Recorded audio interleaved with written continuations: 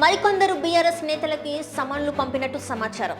తెలంగాణ రాజకీయాల్లో తీవ్ర సంచలనం రేపుతున్న ఫోన్ ట్యాపింగ్ కేసు విచారణలో కీలక పరిణామం చోటు చేసుకుంది. ఈ కేసులో భాగంగా ఎమ్మెల్సీ కవిత వ్యక్తిగత సహాయకుడికి ప్రత్యేక దర్యాప్తు బృందం తాజాగా నోటీసులు జారీ చేసింది. 800కి పైగా పురావస్తు కళాఖండాలు, అరుదైన ఎముకలు, పనిముట్లు లభ్యం. భారత చరిత్ర పుటల్లో మరో కొత్త అధ్యాయం ఆవిష్కృతమైంది. రాజస్థాన్లోని దిగ్ జిల్లాలో భారత పురావస్తు శాఖ చేపట్టిన తవ్వకాలలో సుమారు 4500 సంవత్సరాల క్రితం నాటి పురాతన నాగరికతకు సంబంధించిన అద్భుతమైన ఆధారాలు వెలుగులోకి వచ్చాయి. 3 నిందితులకు జూలై 1 వరకు పోలీసులు కస్టడీ విధింపు. కోల్కతా లా విద్యార్థినిపై జరిగిన సామూహిక అత్యాచార ఘటన రాజకీయ దుమారం రేపుతుంది. అధికార తృణమూల్ కాంగ్రెస్, టీఎంసీ, ప్రతిపక్ష భారతీయ జనతా పార్టీ బీజేపీ మధ్య తీవ్ర స్థాయిలో మాటల యుద్ధం మొదలైంది. ప్రేమించిన యువతిని పెళ్లాడేందుకే ఈ మోసానికి పాల్పడినట్లు వెల్లడి. ప్రేమించిన అమ్మాయిని పెళ్లి చేసుకోవాలన్న ఆశతో ఓ బీటెక్ గ్రాడ్యుయేట్ తప్పుదారి పట్టాడు.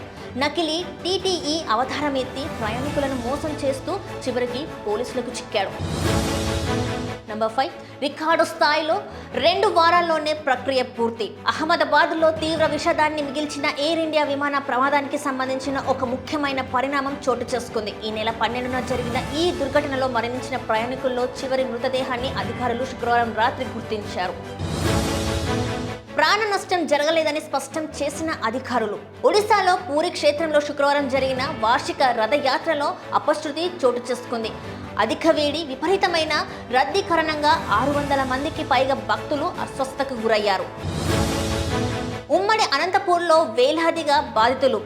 లుక్ అంటూ ఓ యాప్ అందుబాటులోకి వచ్చింది. తాము పంపే లింక్ ని ఓపెన్ చేసి కొన్ని సెకండ్ల పాటు చూస్తే ఒక్కో లింక్ కి 15 రూపాయలు ఇస్తామంటూ ఆశ రేపింది. ఇలా వేలల్లో సంపాదించుకోవచ్చు, ఆ సొమ్ముని వారం వారం విత్డ్రా చేసుకోవచ్చు అంటూ నమ్మించింది. అనుమానాస్పద మృతిగా కేసు నమోదు చేసి దర్యాప్తు ప్రారంభం. ఒకప్పటి సెన్సేషనల్ సాంగ్ కాంటా లగాతో దేశవ్యాప్తంగా గుర్తింపు తెచ్చుకున్న నటి షఫాలి జరీవాలా ఆకస్మిక మరణం తీవ్ర కలకలం రేపింది. పెళ్లి చేసుకుంటానని నమ్మించి మోసం చేశాడని ఫిర్యాదు. ప్రముఖ తెలుగు న్యూస్ ఛానల్ యాంకర్ స్వేచ్ఛ వటోకర్ ఆత్మహత్య కేసులో సంచలన విషయాలు వెలుగులోకి వచ్చాయి. తన కుమార్తె మృతికి ఆమెతో పాటు సహజీవనం చేస్తున్న పూర్ణచంద్రరావు అనే వ్యక్తే కారణమంటూ స్వేచ్ఛ తండ్రి ఆరోపించారు. పెళ్లి చేసుకుంటానని నమ్మించి మానసికంగా వేధించడం వల్లే ఆమె తీవ్ర నిర్ణయం తీసుకుందని ఆయన ఆరోపించారు. అనాధికార టోల్ గేట్ ఏర్పాటు కేసులో 2 రోజులు పోలీసుల కస్టడీ అనుమతి. వైసీపీ సీనియర్ నేత మాజీ మంత్రి కాకాని గోవర్ధన్ రెడ్డికి వరుసగా పలు కేసులు ఎదుర్కొంటున్న విషయం విదితమే. ఒక కేసులో కాకానికి కోర్టు బెయిల్ మంజూరు చేసినప్పటికీ మరో కేసులో న్యాయస్థానం రిమాండ్ విధించింది.